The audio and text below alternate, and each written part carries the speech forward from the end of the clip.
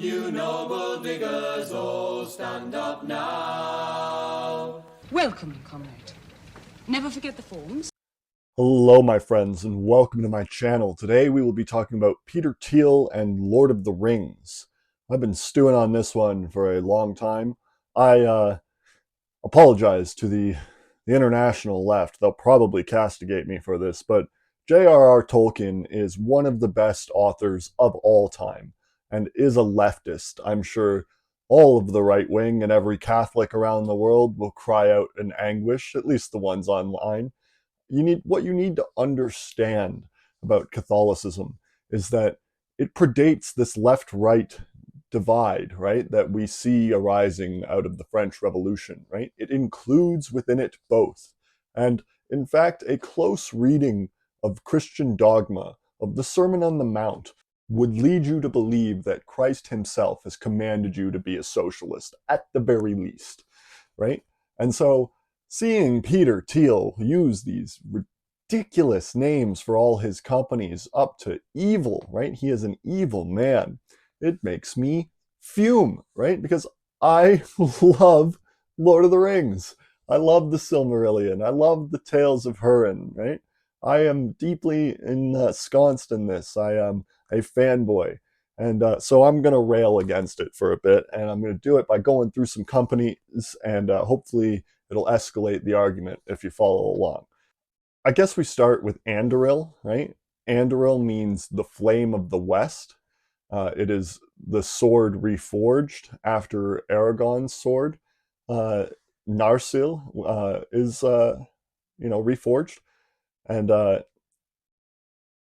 in the books, it's reforged right away in the first book, right? Before they set off. In the movies, it's kind of kept so that there's more plot device for Aragorn in the third movie, right? But Aragorn was not who he was in the movies, in the books. He was like excited to be king. He wanted to be king, right? And he announced all the time that he was the heir, he was the king, right? I think he introduces himself to Frodo basically like, "Hi, what's up? I'm the king," basically, right? Yeah.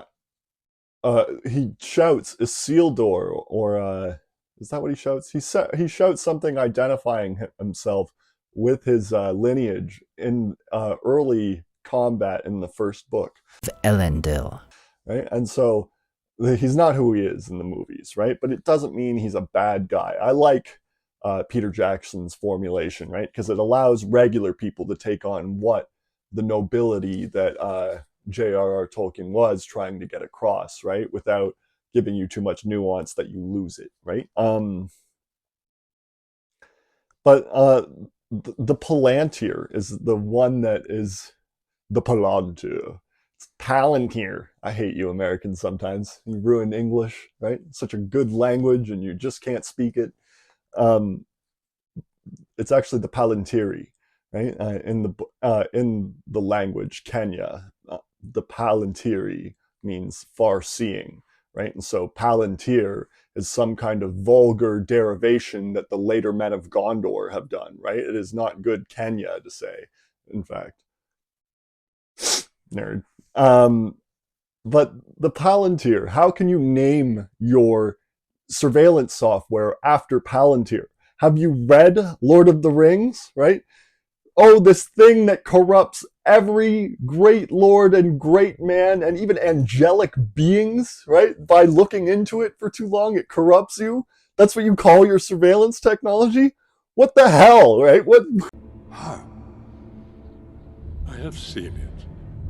A Palantir is a dangerous tool, Saruman. Why? Why should we fear to use it? They are not all accounted for, the lost seeing stones. We do not know who else may be watching. What kind of crazy world are we living in that can even be allowed, right? That he's going to dab on us like that, right? I can't wait to prescript him. I can't wait to see him prescripted. The next company is called Valar Ventures. Valar Ventures, right? So he's gone from identifying himself with like a great king of Gondor, right, with Anduril and Palantir in his hand, right? He believes himself that kind of man. And now we're going a step above. He's committing the great sin that caused the oceans to oh, I'm gonna blow it. That caused Eru Ilúvatar to send the oceans to destroy the men of the West, to destroy the Dunedain on their island, which name escapes me right now. The island kingdom of Numenor. Sorry. But yeah, so he elevates himself and he compares himself to Valar with Valar Ventures, right? Who could he be comparing himself to? I can only assume that someone who calls himself, Anduril and Palantir is referring to himself as Manwë, the king of the gods, right? The king of the great eagles from the movie is what you need to know. The great eagles cannot take the company over because that's disrespectful to Manwë, right? You need to do this on yourself, on your own, right? This is Middle Earth, not the Earth that Eru assigned to the Valar to protect. But Manwë can't help himself from sometimes to just be like, I gotta help these people. That's why he sends the eagles during battles and things like that, right? And other times throughout history, he's taken pity on the realms of man and mortals in the West, right? The Noldor are the one of the races of elves that form the Silmarils. Geez, we're really getting into it. And they chase these Silmarils with Morgoth that have like pure light. Elves really love light. And they chase Morgoth from the land of the Undying Lands across to Beleriand, which is like the ocean of the west coast of Middle Earth before God sinks it into the ocean, right? And they fight this long war against Morgoth and they lose. And even though they committed crimes to do that and disobeyed Manwë and disobeyed Eru Ilúvatar, Manwë can't help himself and he goes and he helps these people, right? In the, what's the war called? The War of Sudden Flame? Nope, the War of Wrath, which is 100 years after the War of Sudden Flame. So, compare yourself to the Valar and you're this soulless antichrist. You would prefer the human race to endure, right? You're hesitating. Yeah, well, yes? I don't know. I would This is a long hesitation. So many... Disgusting, right? Disgusting.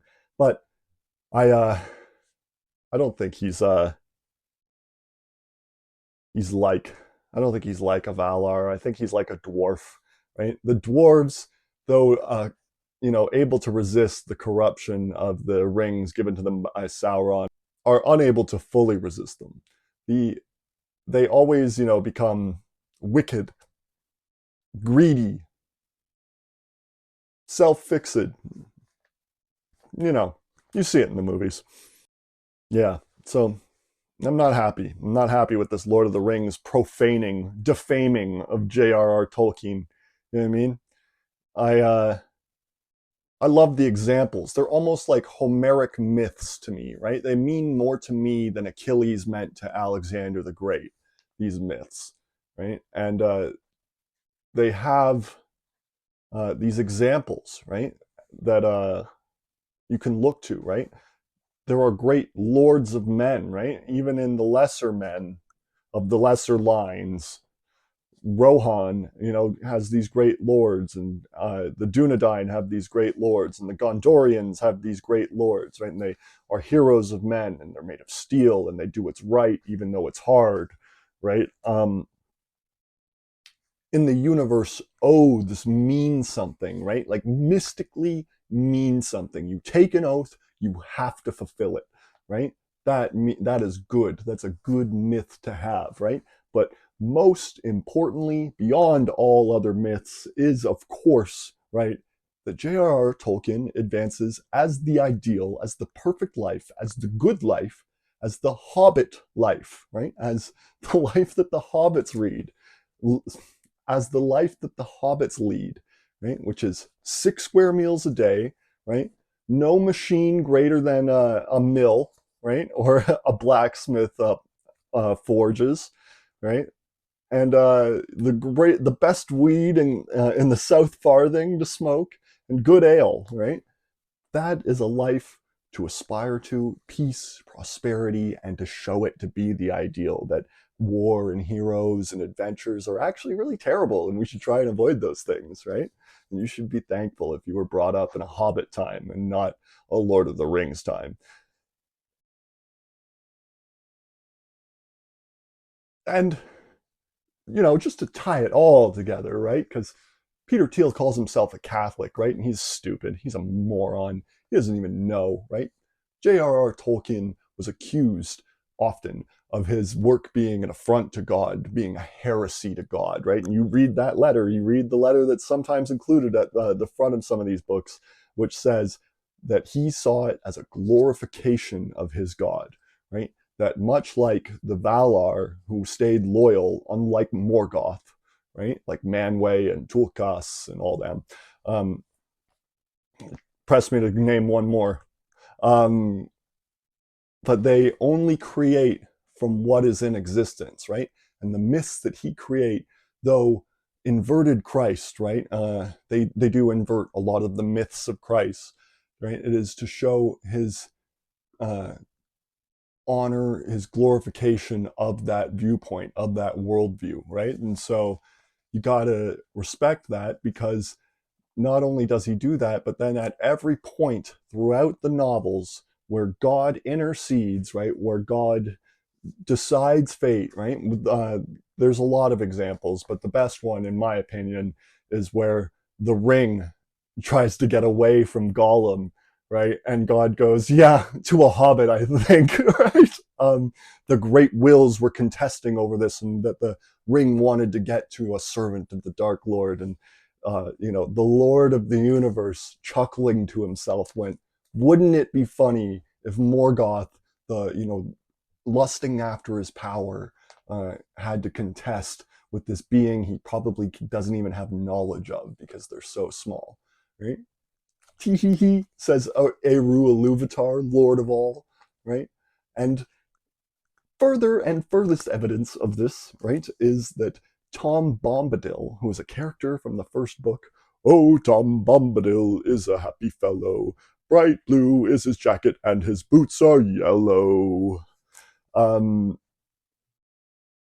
So Tom Bombadil is Eru Iluvatar. He is like a tear in reality through which Eru Iluvatar views reality, right? And he is an overwhelming expression and buoyancy of song and happiness and goodwill and good humor and love, right? So that's who J.R.R. Tolkien thinks God is. What does Peter Thiel think God is, right? He doesn't even think humanity deserves to survive. He spits on the Sermon on the Mount. He is the Antichrist, right? But it's all billionaires. It's all billionaires. They're all stupid and they all think they're smart. Bill Gates ruined education because he thinks he's smart, right? Elon Musk has maybe ruined space exploration because he thinks he's smart, right? They're all stupid. They only have a skill. They have a technical skill, which means they accumulate capital. That's their skill, right? And also they have a lack of empathy, which allows them to do that skill, accumulate capital thing, right? But they're all stupid. They all deserve no respect. And they have made me really angry with this Lord of the Rings thing. Thank you. Have a nice day. Concerning hobbits. This book is largely concerned with hobbits, and from its pages a reader may discover much of their character and a little of their history. A few notes on the more important points are here collected from Hobbit lore. Hobbits are an unobtrusive but very ancient people, more numerous formerly than they are today, for they love peace and quiet and good-tilled earth. A well-ordered and well-farmed countryside was their favourite haunt. They do not and did not understand or like machines more complicated than a forge bellows, a watermill, or a hand-loom, though they were skilful with tools. Height is variable, ranging between 2 and 4 feet of our measure. They seldom now reach 3 feet, but they have dwindled, they say, and in ancient days they were taller. As for the hobbits of the Shire, with whom these tales are concerned, in the days of their peace and prosperity, they were a merry folk. They dressed in bright colours, being notably fond of yellow and green, but they seldom wore shoes, since their feet had tough, leathery soles, and were clad in a thick, curling hair, much like the hair of their heads, which was commonly brown. Thus, the only craft little practised among them was shoemaking. But they had long and skilful fingers, and could make many other useful and comely things. Their faces were, as a rule, good-natured rather than beautiful, broad, bright-eyed, red-cheeked, with mouths apt to laughter and to eating and drinking. And laugh they did, and eat, and drink, often and heartily, being fond of simple jests at all times, and of 6 meals a day, when they could get them. They were hospitable and delighted in parties and in presents, which they gave away freely and eagerly accepted. Hello, you've made it to the end of the video. Thank you. This channel has one mission: to prevent civilizational collapse associated with climate change, to prevent 100 million refugees by 2035, to stop 7 billion from starving to death by 2075. And we will do this through one main vehicle. We mean to unite the Anglosphere. We will do this by convincing the Commonwealth of His Majesty King Charles III to apply for statehood as one. And then with this new power, we will be able to negotiate in good faith with the rest of the world on how to tackle this crisis. Thank you and enjoy.